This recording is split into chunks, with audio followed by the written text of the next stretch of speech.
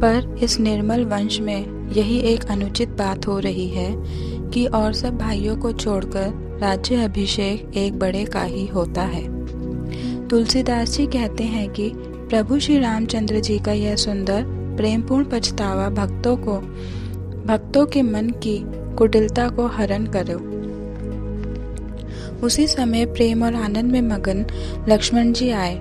रघुकुल रूपी कुमुद के खिलाने वाले चंद्रमा श्री रामचंद्र जी ने प्रिय वचन कहकर उनका सम्मान किया।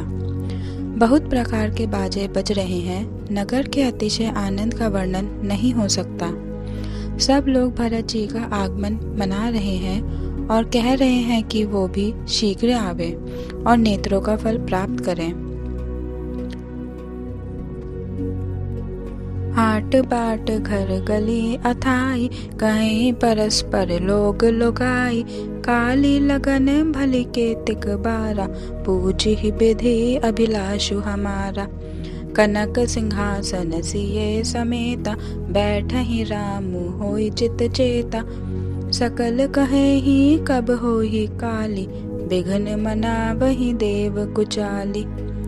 उन्हें अवध के बधावे नहीं सुहाते, जैसे चोर को चांदनी रात नहीं भाती। सरस्वती जी को बुलाकर देवता विनय कर रहे हैं और बार बार उनके पैरों को पकड़कर उन पर गिरते हैं। वे कहते हैं, हे माता, हमारी बड़ी विपत्ति को देखकर आज वही कीजिए जिससे श्री रामचंद्र जी राज्य त्याग कर वन को चले जाएं और देवताओं का सब कार्य सिद्ध हो। देवताओं की विनती सुनकर सरस्वती जी खड़ी खड़ी पछता रही हैं कि हाय, मैं कमल वन के लिए हेमंत ऋतु की रात हुई। उन्हें इस प्रकार पछताते देखकर देवता फिर विनय करके कहने लगे, हे माता, इसमें आपको जरा भी दोष ना लगेगा। विस्मय हर्ष रहित रघुराव, तुम जानहु सब राम प्रभाव। जीव करम बस सुख दुख भागी, जाई अवध देव हित लागी। बार बार गही चरण संकोची, चली बिचारी विबुधमति पोची। ऊंच निवासु नीच कर तूती, देखी न सकहीं पराई विभूति। आगिल काजु बिचारी बहोरी, करहि चाह कुशल कबि मोरी।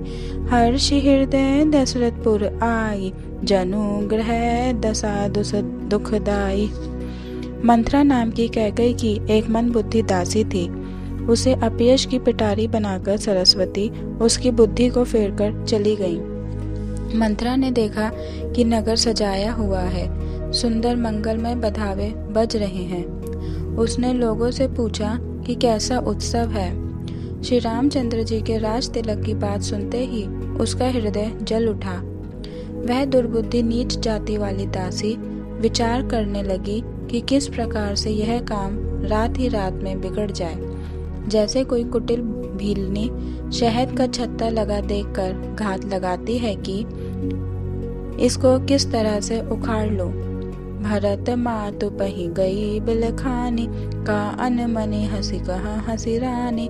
उतरऊ देई न लेई उसासु, नारी चरित करि ढारई आंसू।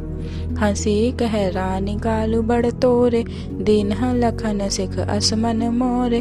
तभु न बोल चेरी बड़ी पापिनी, छाड़ई श्वास कारी जनु सापिनी। तब रानी ने डरकर कहा, अरे कहती क्यों नहीं? रामचंद्र, राजा लक्ष्मण, भरत और शत्रुघ्न कुशल से तो हैं। यह सुनकर कुबरी मंथरा के हृदय में बड़ा ही पीड़ा हुई। वह कहने लगी, हे माई, हमें कोई क्यों सीख देगा और मैं किसका बल पाकर गाल करूंगी। रामचंद्र को छोड़कर आज और किसके कुशल है जिन्हें राजा युवराज पद दे रहे हैं। आज कौशल्या को विधाता बहुत ही दाहिनी हुए हैं। यह देखकर उनके हृदय में गर्व समाता नहीं। तुम स्वयं जाकर सब शोभा क्यों नहीं देख लेती जिसे देखकर मेरे मन में क्षोभ हुआ है। तुम्हारा पुत्र परदेश में है, तुम्हें कुछ सोच नहीं। जानती हो कि स्वामी हमारे वश में है। तुम्हें तो तोषक पलंग पर पड़े पड़े नींद लेना ही बहुत प्यारा लगता है। राजा की कपट भरी चतुराई तुम नहीं देखती। मंथरा के प्रिय वचन सुनकर किंतु उसको मन की मैली जानकर रानी झुककर बोली, बस अब चुप रह घर फोड़ी कहीं, जो फिर कभी ऐसा कहा तो तेरी जीभ पकड़कर निकलवा लूंगी।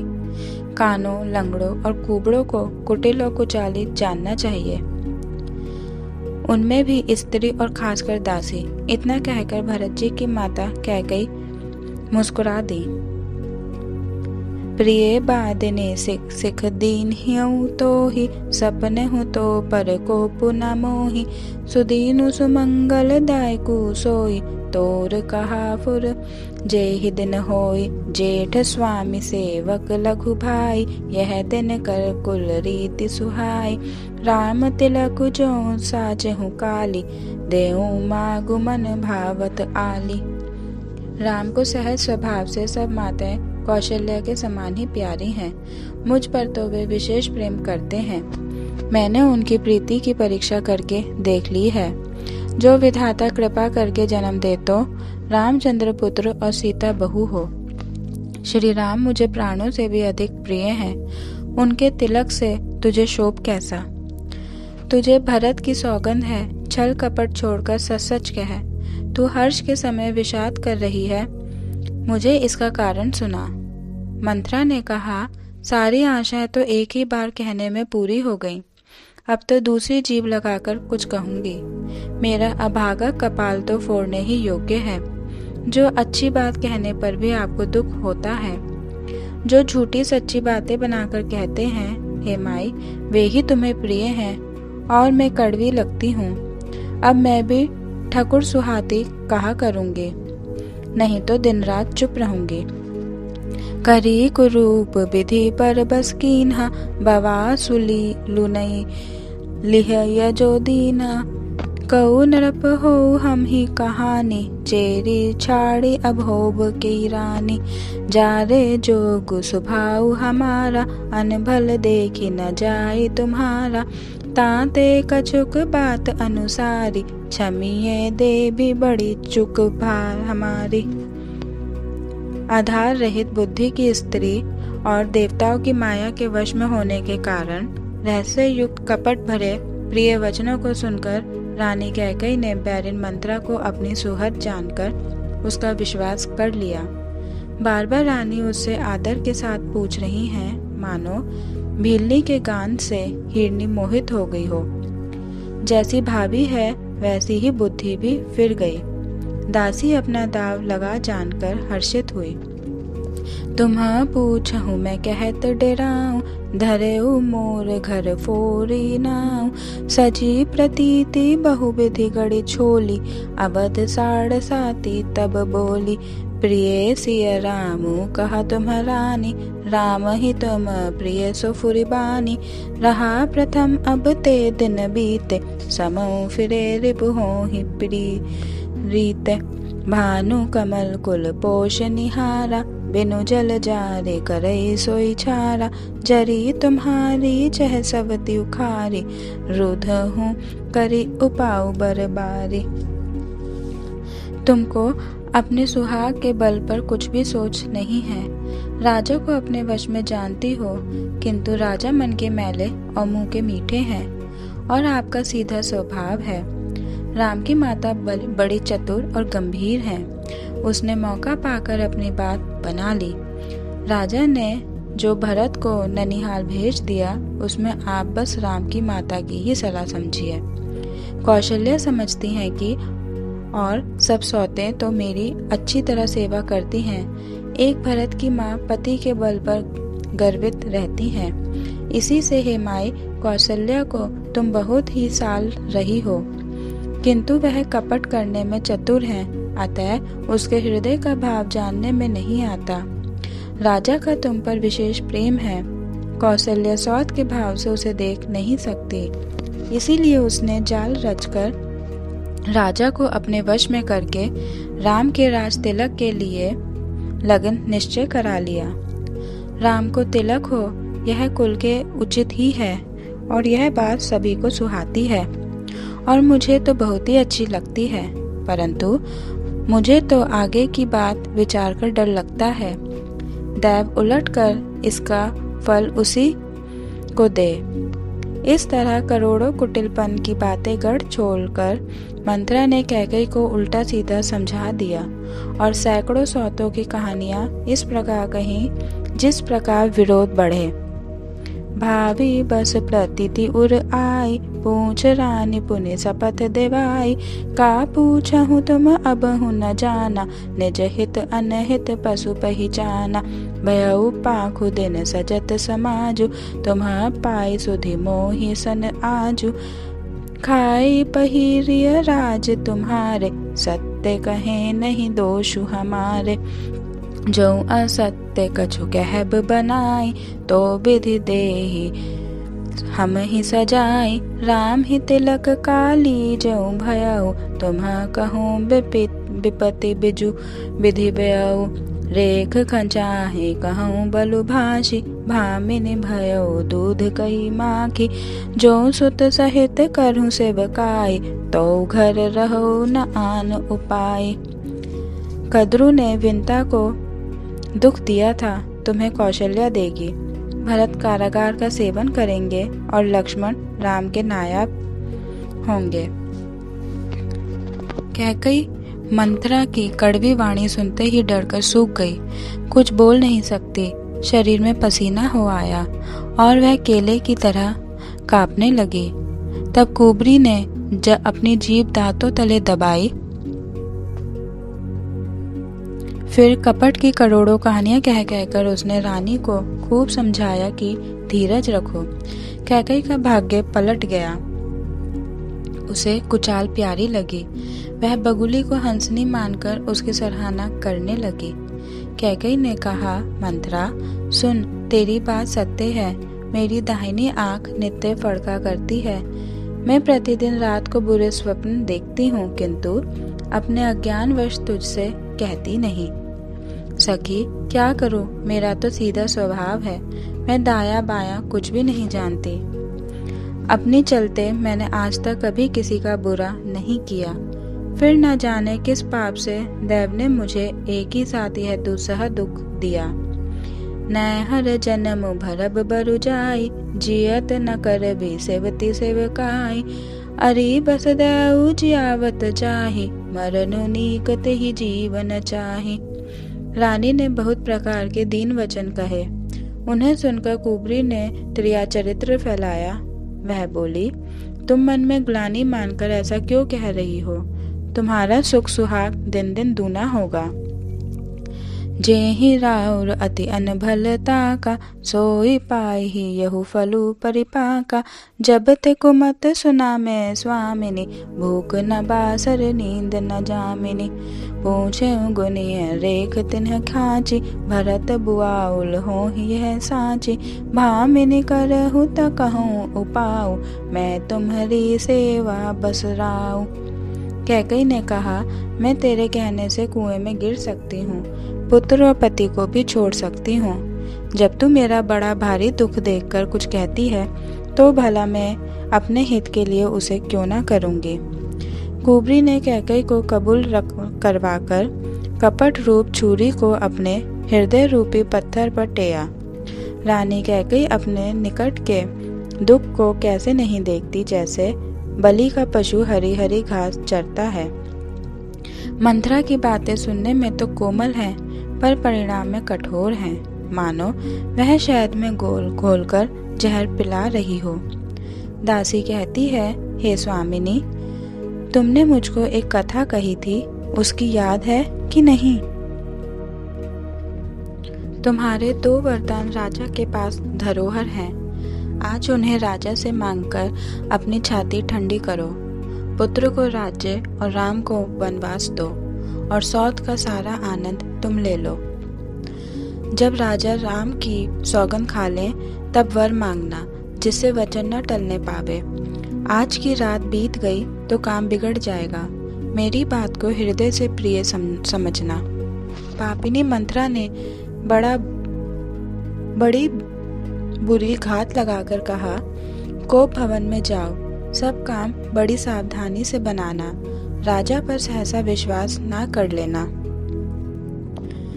कुबरी को रानी ने प्राणों के समान प्रिय समझकर बार बार उसकी बड़ी बुद्धि का बखान किया और बोली, संसार में मेरा तेरे समान हितकारी और कोई नहीं है। तू मुझ बही जाती हुई के लिए सहारा हुई है। जो विधि पूरब मनोरथ काली, करऊं तो ही चख पुतरी आली। बहु विधि चेरी ही आदरु देई, कोप भवन गवनी कैकई। विपति बीजु बरसा ऋतु चेरी, भुई भई कुमति कैकई केरी। पाई कपट जलु अंकुर जामा, बर दो दल दुख फल परिणामा। कोप समाजु साजी सब सोई, राजू करत निज कुमति बिगोई। राउर नगर को लाहलु होई, यह कुचलाई यह कुचाली कछु जान न कोई। बड़े ही आनंदित होकर नगर के सब स्त्री पुरुष शुभ मंगलाचार के साथ सज रहे हैं। कोई भीतर जाता है, कोई बाहर निकलता है। राजद्वार में बड़ी भीड़ हो रही है। श्री रामचंद्र जी के बाल सखा राज तिलक का समाचार सुनकर हृदय में हर्षित होते हैं। वे 10-5 मिलकर रामचंद्र जी के पास जाते हैं। प्रेम पहचान कर प्रभु श्री रामचंद्र जी उनका आदर करते हैं और कोमल वाणी से कुशल क्षेम पूछते हैं। अपने प्रिय सखा श्री रामचंद्र जी की आज्ञा पाकर वे आपस में एक दूसरे से श्री रामचंद्र जी की बड़ाई करते हुए घर लौटते हैं और कहते हैं, संसार में श्री रघुनाथ जी के समान शील और स्नेह को निभाने वाला कौन है। जेहि जोनि करम बस भ्रम ही, तह तह इसु देउ यह हमहि। सेवक हम स्वामी सिय नाहु, हो नात यह और निबाहु। अस अभिलाषु नगर सब काहू, कैकई सुता हृदय अति दाहू। कोना कुसंगति पाई न साई, रही न नीच मते चतुराई।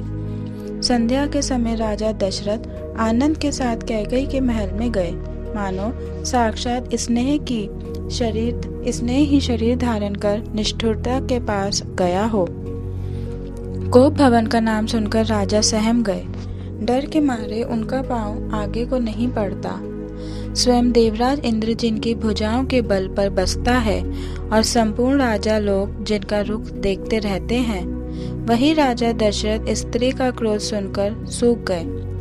कामदेव का प्रताप और महिमा तो देखिए, जो त्रिशूल, वज्र और तलवार आदि की चोट अपने अंगों पर सहने वाले हैं, वे रतिनाथ कामदेव के पुष्प बाण से मारे गए। राजा डरते डरते अपनी प्यारी कैकई के पास गए।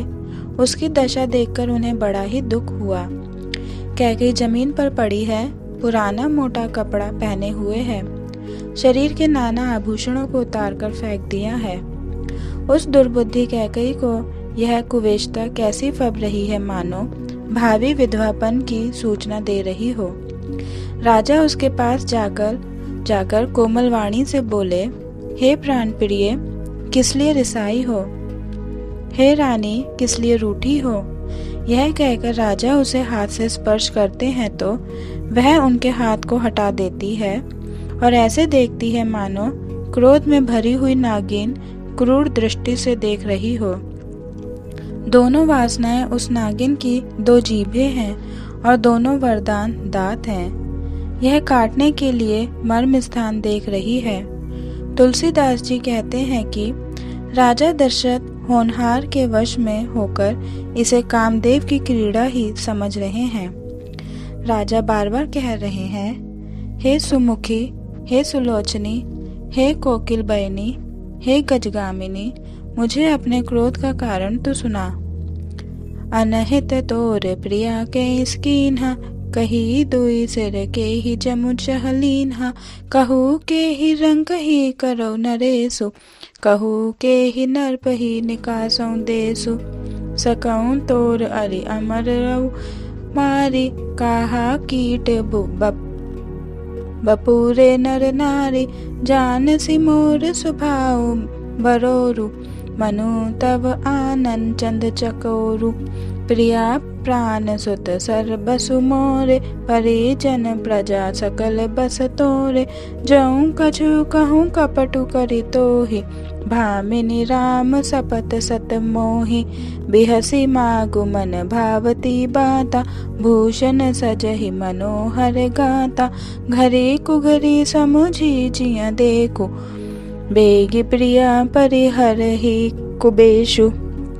यह सुनकर और मन में राम जी की बड़ी सौगंध को विचार कर मंदबुद्धि कैकेयी हंसती हुई उठी और गहने पहनने लगी, मानो कोई भीलनी मृग को देखकर फंदा तैयार कर रही हो।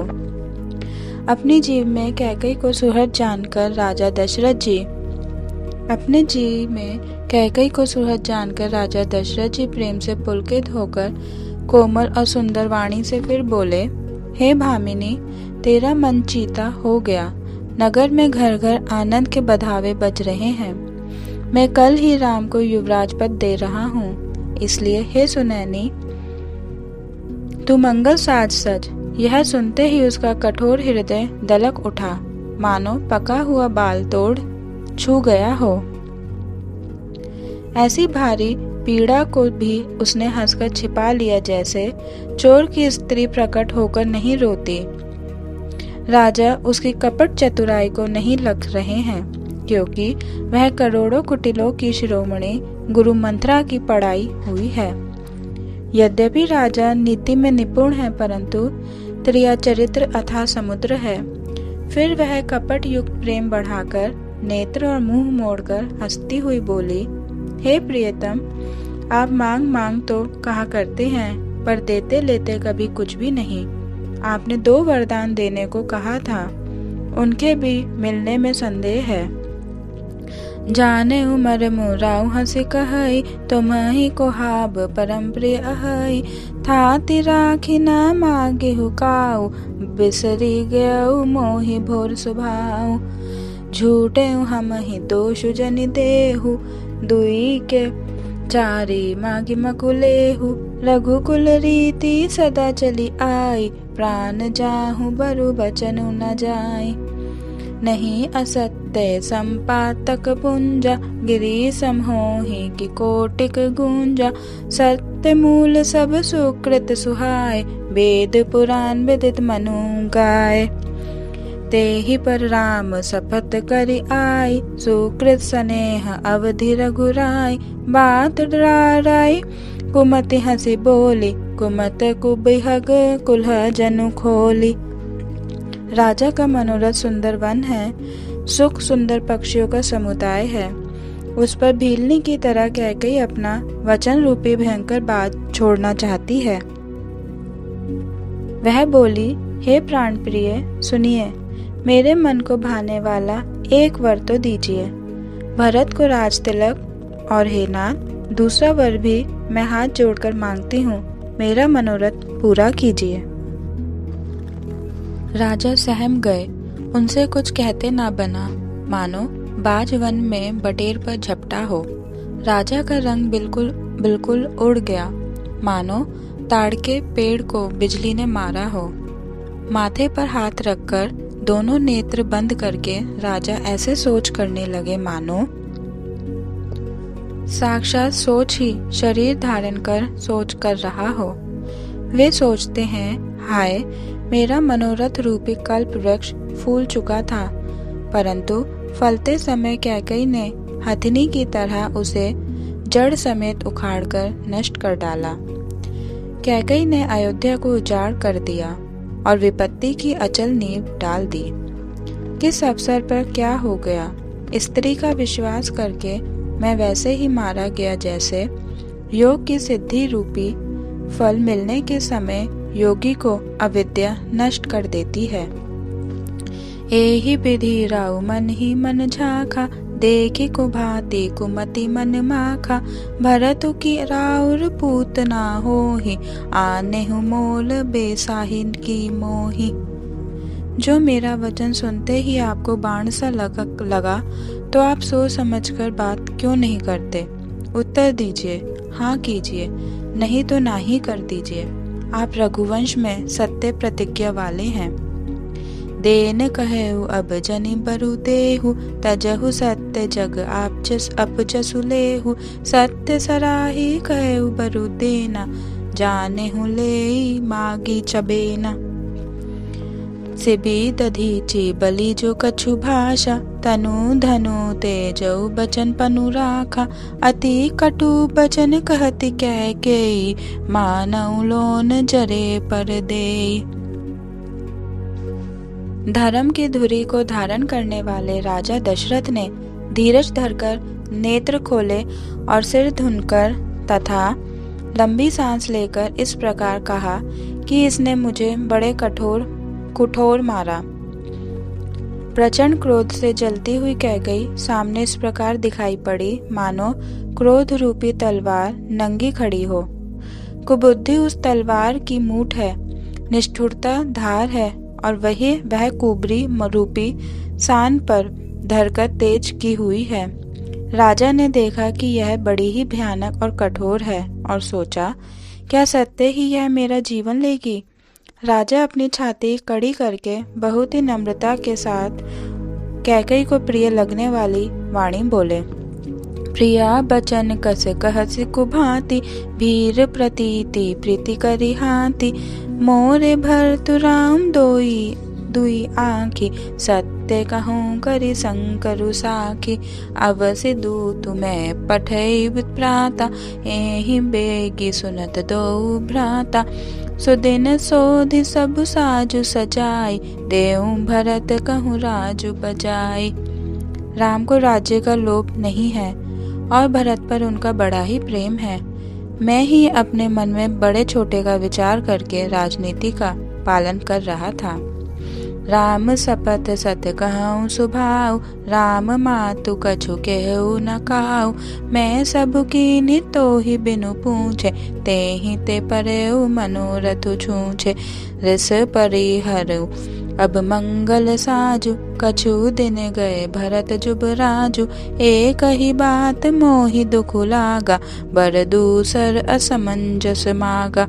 अजहु हृदय जरत तेहि आचा, रिस परिहास के साजेहु साचा। कहू तजी रोषु राम अपराधु, सबो को कहे राम सुठी साधु। तू स्वयं भी राम की सराहना करती और उन पर स्नेह किया करती थी। अब यह सुनकर मुझे संदेह हो गया है, जिसका स्वभाव शत्रु को भी अनुकूल है वह माता के प्रतिकूल आचरण क्यों करेगा।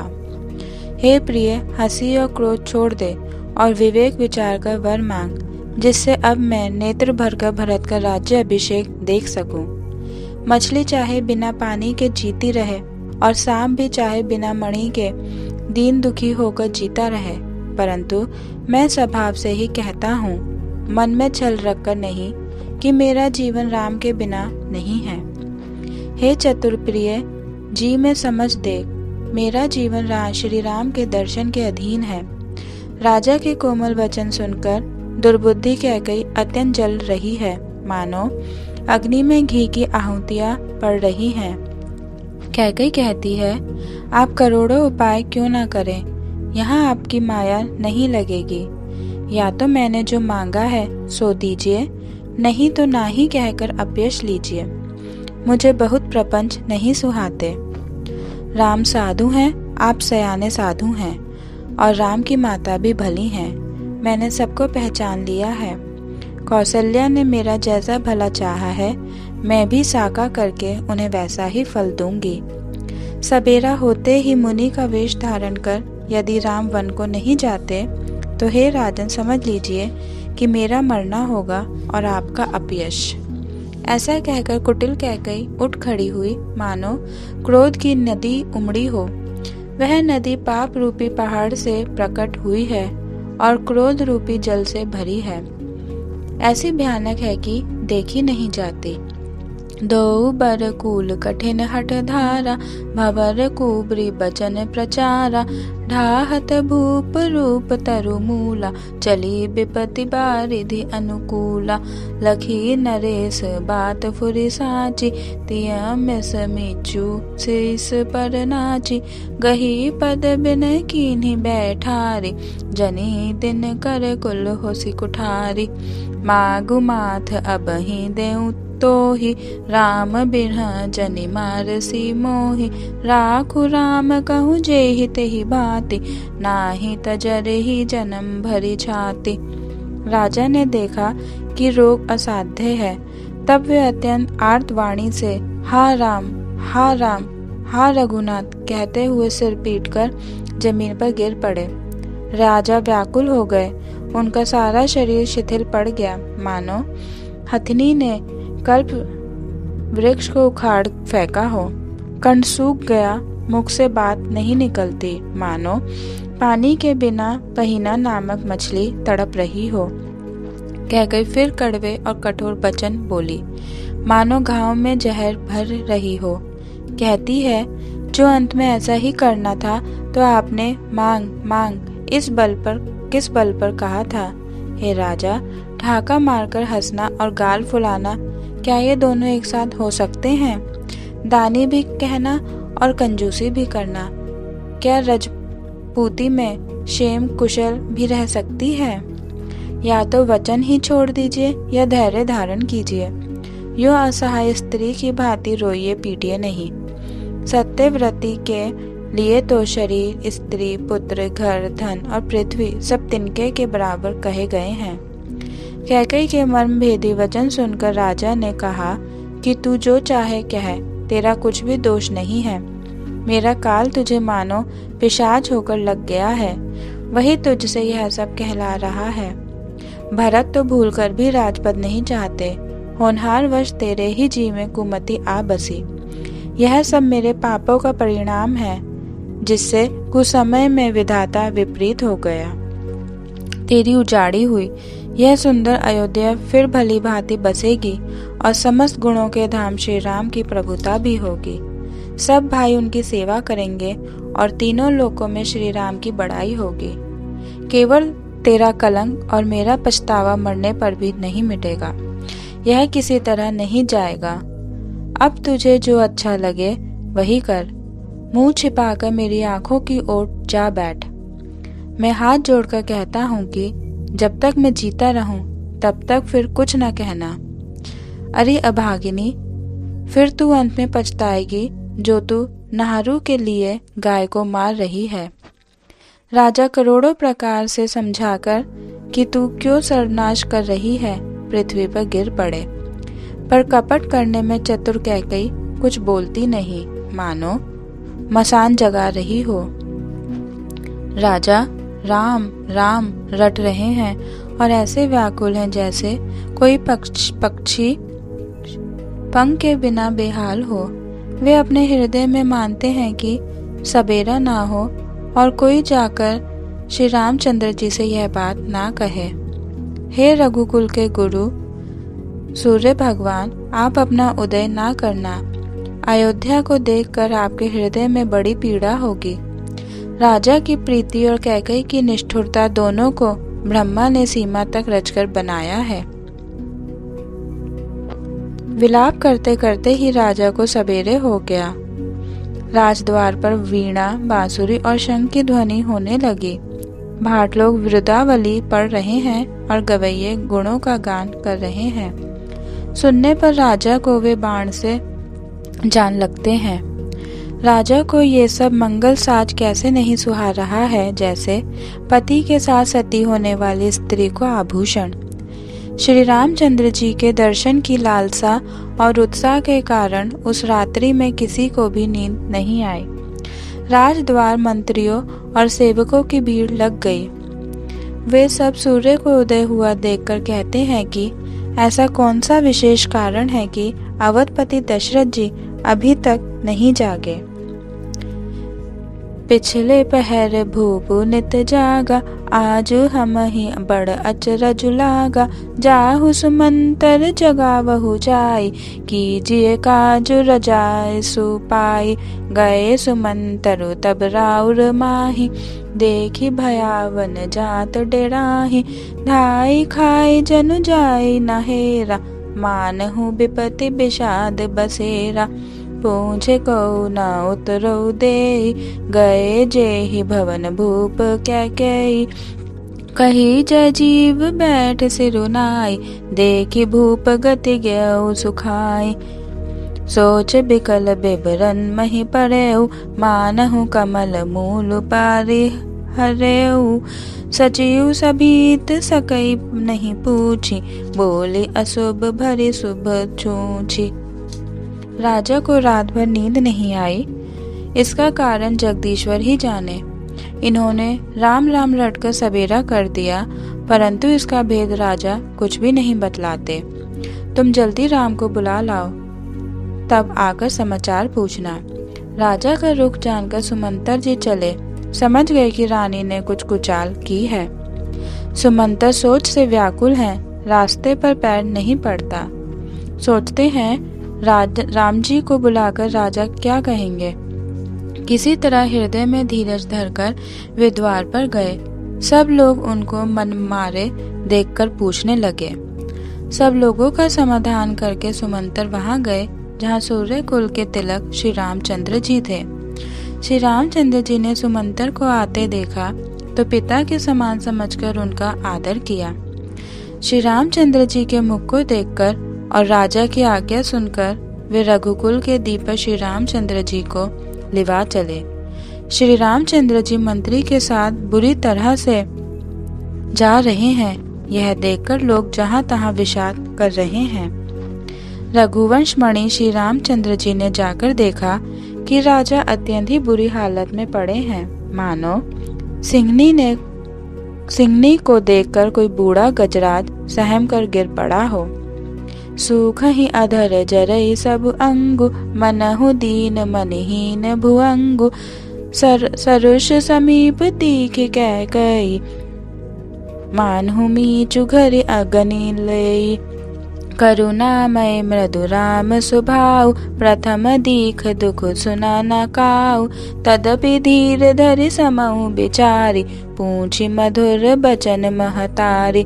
मोहि कहु मातु तात दुख कारण, करिय जतन जेहि होई निवारण। सुनहु राम सब कारणु एहु, राजहि तुमह पर बहुत स्नेहु। देन कहे नहीं मोहि दुई बरदाना, मांगे जो कछु मोहि सुहाना।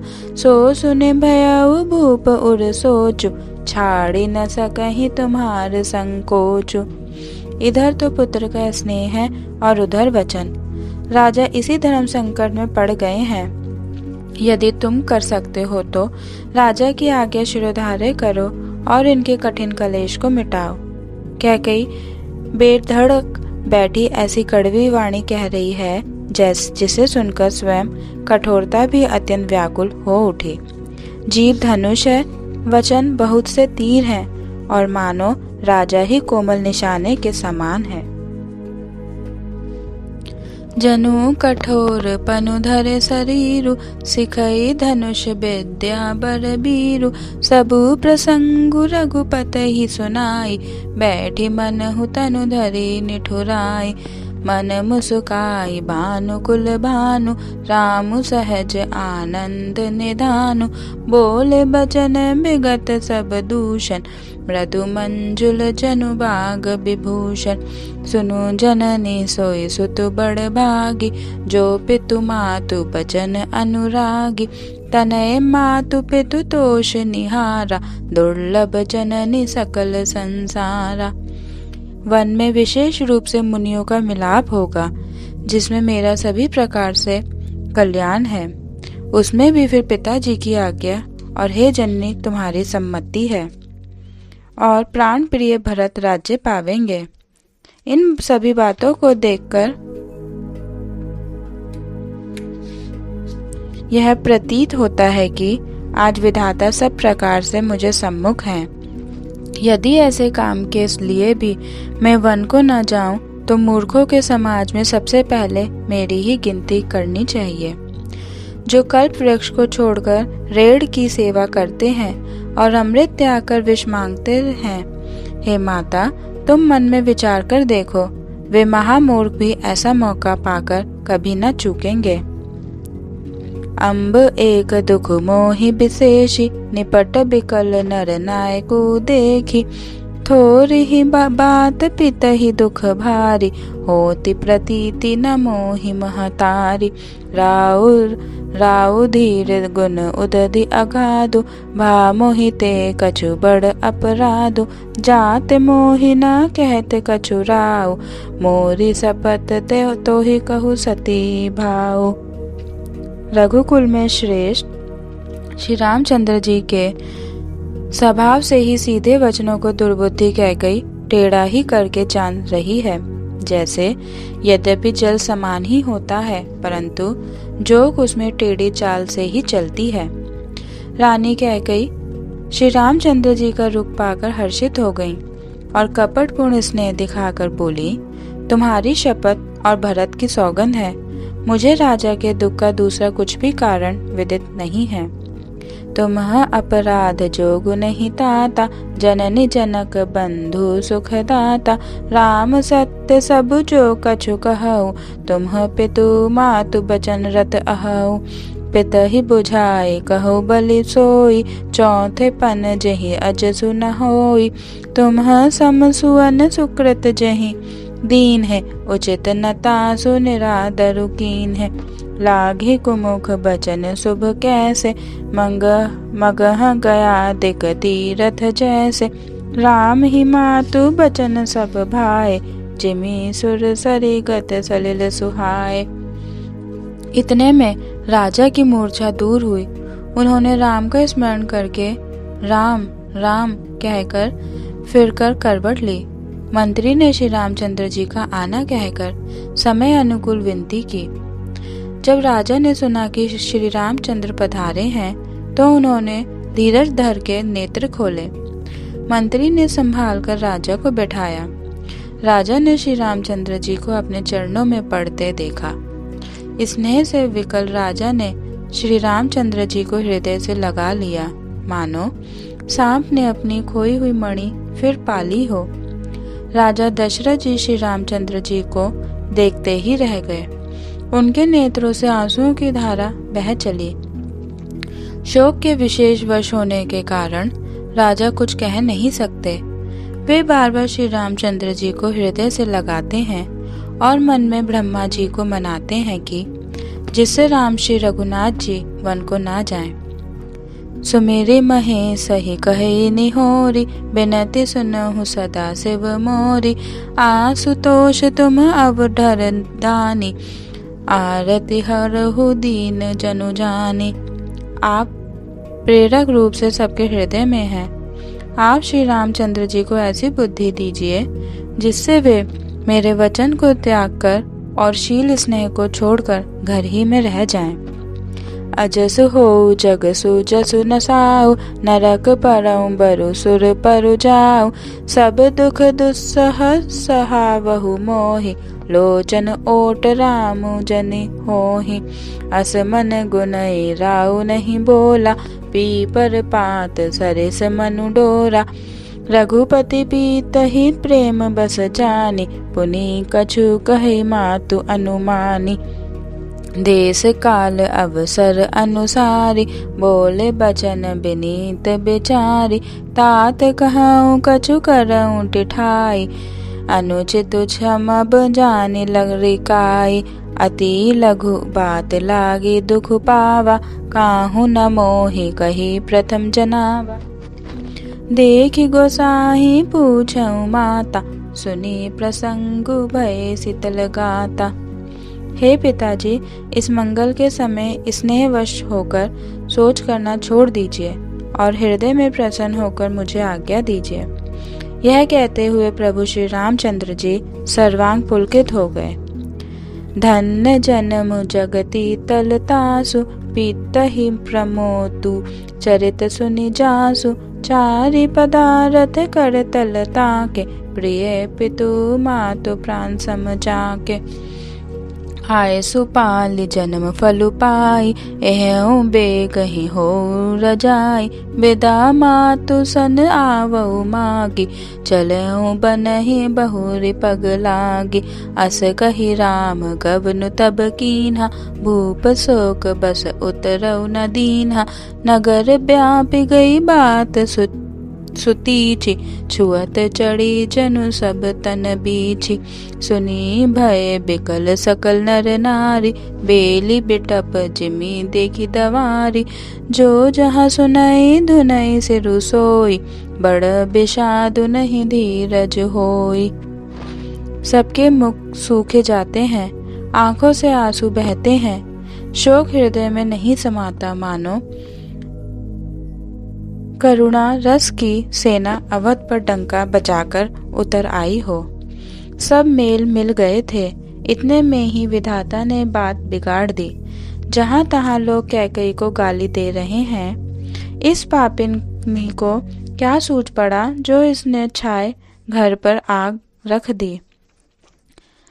निज कर नयन काढ़ी जह दीखा, डारी सुधा बिषु चाहत चीखा। कुटिल कठोर कुबुद्धि अभागी, भई रघुवंश बेनु बन आगी। पालव बैठी पेड़े ही काटा, सुख महु शोक ठाटु धरि ठाटा। सदा राम एहि प्राण समाना, कारण कवन कुटिल पन उठाना। सत्य कहें कबि नारी सुभाऊ, सब विधि अगहु अगाध दुराऊ। निज प्रतिबिंबु बरकु गही जाय, जानी न जाय नारी गति भाई। आग क्या नहीं जला सकती, समुद्र में क्या नहीं समा सकता। अबला कहने वाली प्रबल स्त्री क्या नहीं कर सकती, और जगत में काल किसको नहीं खाता। विधाता ने क्या सुनकर, क्या सुनाकर, क्या सुना दिया, और क्या दिखाकर अब यह क्या दिखाना चाहता है। एक कहते हैं कि राजा ने अच्छा नहीं किया, दुर्बुद्धि कैकेयी को विचार कर वर नहीं दिया, जो हट करके स्वयं सब दुखों के पात्र हो गए। स्त्री के विशेष वश होने के कारण मानो उसका ज्ञान और गुण जाता रहा। एक जो धर्म की मर्यादा को जानते हैं और सयाने हैं, वे राजा को दोष नहीं देते। वे शिबी, दधीची और हरीशचंद्र की कथा एक दूसरे से बखान कर कहते हैं। कोई एक इसमें भरत जी की सम्मति बताते हैं, कोई एक सुनकर उदासीन भाव से रह जाते हैं, कोई हाथों से कान मूंदकर और जीभ को दांतों तले दबाकर कहते हैं कि यह बात झूठ है, ऐसी बात कहने से तुम्हारे पुण्य नष्ट हो जाएंगे। भरत जी को तो श्री रामचंद्र जी प्राणों के समान प्यारे हैं। चंद्रमा चाहे आग की चिंगारियां बरसाने लगे और अमृत चाहे विष के समान हो जाए, परंतु भरत जी स्वप्न में भी कभी श्री रामचंद्र जी के विरुद्ध कुछ नहीं करेंगे। एक विधात ही दूषणु देहि, सुधा दिखाई दीन बिषु जेहि। खर भरु नगर सोचु सब काहू, दुस्सह दाहु उर्मिट छाहु। विप्र बधु कुलमान जठेरी, जे प्रिय परम कैकई केरी। लगी देन सिखल सीलु सराहि, भजन बान सम लागहि ताहि। भरतु न मोहि प्रिय राम समाना, सदा कहु यहु सबु जुग जाना। करहु राम पर सहज सनेहु, केहि अपराध आज बनु देहु। कबहु न कियहु सेवती आरेसु, प्रीति प्रतीति जान सबु देसु। कौसल्या अब कहा बिगारा, तुम्हा जेहि लागे वज्रपुर पारा। क्या सीता जी अपने पति का साथ छोड़ देंगी? क्या लक्ष्मण जी श्री रामचंद्र जी के बिना घर रह सकेंगे? क्या भरत जी श्री रामचंद्र जी के बिना अयोध्यापुरी का राज्य भोग सकेंगे? और क्या राजा श्री रामचंद्र जी के बिना जीवित रह सकेंगे? हृदय में ऐसा विचार कर क्रोध छोड़ दो, शोक और कलंक की कोठी मत बनो। भरत को अवश्य युवराज पद दो, पर श्री रामचंद्र जी का वन में क्या काम है। श्री रामचंद्र जी राज्य के भूखे नहीं हैं। वे धर्म की धुरी को धारण करने वाले और विषय रस से रूखे हैं। तुम राजा से दूसरा ऐसा वर ले लो कि श्री राम घर छोड़कर गुरु के घर रहें। जो तुम हमारे कहने पर न चलोगी तो तुम्हारे हाथ कुछ भी नहीं लगेगा। यदि तुमने कुछ हंसी की हो तो उसे प्रकट में कहकर जना दो। राम सरीखा पुत्र क्या वन के योग्य है? यह सुनकर लोग तुम्हें क्या कहेंगे? जल्दी उठो और वही उपाय करो जिस उपाय से इस शोक और कलंक का नाश हो। जिस तरह शोक और कलंक मिटे, वही उपाय करके कुल की रक्षा कर। वन जाते हुए श्री राम जी को हट करके लौटा ले, दूसरी कोई बात ना चला। तुलसीदास जी कहते हैं, जैसे सूर्य के बिना दिन, प्राण के बिना शरीर और चंद्रमा के बिना रात, वैसे ही श्री रामचंद्र जी के बिना अयोध्या हो जाएगी। हे भामिनी, तू अपने हृदय में इस बात को समझ तो सही। इस प्रकार सखियों ने ऐसी सीख दी जो सुनने में मीठी और परिणाम में हितकारी थी, पर कुटिल खूबरी की सिखाई पढ़ाई हुई मन कैकई ने इस पर जरा भी कान नहीं दिया।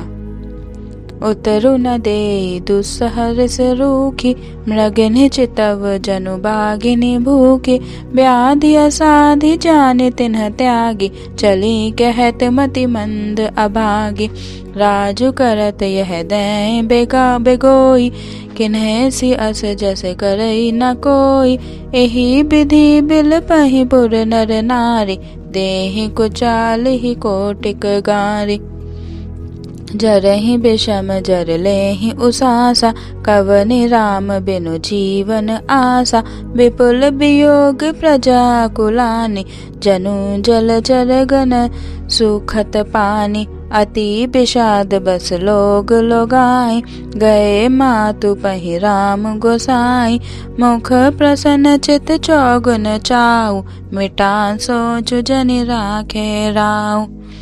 श्री रामचंद्र जी का मन नए पकड़े हुए हाथी के समान और राज तिलक उस हाथी के बांधने की कांटेदार लोहे की बेड़ी के समान है। वन जाना है, यह सुनकर अपने को बंधन से छूटा जानकर उनके हृदय में आनंद बढ़ गया है। रघुकुल तिलक श्री रामचंद्र जी ने दोनों हाथ जोड़कर आनंद के साथ माता के चरणों में सिर नवाया। माता ने आशीर्वाद दिया, अपने हृदय से लगा लिया और उन पर गहने तथा कपड़े न्यौछावर किए। माता बार बार श्री रामचंद्र जी का मुख चूम रही हैं। नेत्रों में प्रेम का जल भर आया है और सब अंग पुलकित हो गए हैं। श्री राम को अपनी गोद में बैठाकर फिर हृदय से लगा लिया। सुंदर स्तन प्रेम रस बहाने लगे। उनका प्रेम और महान आनंद कुछ कहा नहीं जाता, मानो कंगाल ने कुबेर का पद पा लिया हो। बड़े आदर के साथ सुंदर मुख देखकर माता मधुर वचन बोली, हे तात, माता बलिहारी जाती है, कहो वह आनंद मंगलकारी लगन कब है जो मेरे पुण्य और शील और सुख की सुंदर सीमा है और जन्म लेने के लाभ की पूर्णतम अवधि है, तथा जिसको सभी स्त्री पुरुष अत्यंत व्याकुलता से इस प्रकार चाहते हैं जिस प्रकार प्यास से चातक और चात की शरद ऋतु के स्वातिन शत्र की वर्षा को चाहते हैं। हे तात, मैं बलैया लेती हूँ, तुम जल्दी नहा लो और जो मन भावे कुछ मिठाई खा लो। भैया, तब पिता के पास जाना, बहुत देर हो गई है। माता बलिहाली जाती है। मातु बचन सुनि अति अनुकूला, जनु सने सुर तरु के फूला, सुख मकरंद भरे श्रिय मूला, निरखी राम मनु भवरु न भूला, धर्म धुरी न धर्म गति जानी, कहु मातु सन अति मृदुबानी, पिता दीन मोहि कानन राजु, जहाँ सब भांति मोर बड़ काजु। हे माता, तू प्रसन्न मन से मुझे आज्ञा दे, जिससे मेरी वन यात्रा आनंद मंगल हो। मेरे स्नेहवश भूलकर भी डरना नहीं। हे माता, तेरी कृपा से आनंद ही होगा। 14 वर्ष वन में रहकर पिताजी के वचन को प्रमाणित कर, फिर लौटकर तेरे चरणों का दर्शन करूंगा। तू मन को मलान ना कर। बचन बिनीत मधुर रघुबर के, सर सम लगे मातु उर कर के।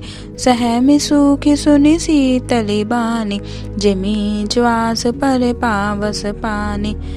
कही न जाय कछु हृदय विषादु, मन मृगी सुनि केहरी नादु। नयन सजल तन थर थर कापी, माजहि खाई मीन जनु मापी। धरी धीरज सुत बदनु निहारी, गद गद बचन कहति महतारी। तात पिता ही तुम प्राण प्यारे, देखी मुदित नित चरित तुम्हारे। राजु देन कहूँ सब शुभ दिन साधा, कहु जान बन के ही अपराधा। तात सुनावहु मोहि निदानु, तू को दिन कर कुल भयउ क्रसानु। तब श्री रामचंद्र जी का रुख देखकर मंत्री के पुत्र ने सब कारण समझाकर कहा। उस प्रसंग को सुनकर वे गूंगी जैसी रह गईं। उनकी दशा का वर्णन नहीं किया जा सकता। राखी न सकई न कही सक जाहु, दुहु भांति उर दारुन दाहु। लिखत सुधा कर गा लिखि राहु, विधि गति वाम सदा सब काहु। धर्म स्नेह उभय मति घेरी, भई गति साप छुछुंदरी केरी। राखऊं सुतहि करऊं अनुरोधु, धर्म जाय अरु बंधु विरोधु। कहऊं जान बन तऊ बड़ी हानि, संकट सोच बेबस भई रानी। बहुरी समुझितिय धर्म सयानी, राम भरत दो सुत समझानी। सरल स्वभाव राम महतारी, बोली बचन धीर धरि भारी। तात जाऊं बलि कीन्हु नीका, पितु आय सु सब धर्म टीका। राज्य देने को कहकर वन दे दिया, उसका मुझे लेश मात्र भी दुख नहीं है। तुम्हारे बिना भरत को, महाराज को और प्रजा को बड़ा भारी कलेश होगा। हे तात, यदि केवल पिताजी की आज्ञा हो तो माता को बड़ी जानकर वन को मत जाओ, किंतु यदि पिता माता दोनों ने वन जाने को कहा हो तो वन तुम्हारे लिए सैकड़ों अयोध्या के समान है। वन के देवता तुम्हारे पिता होंगे और वन देवियां माता होंगी।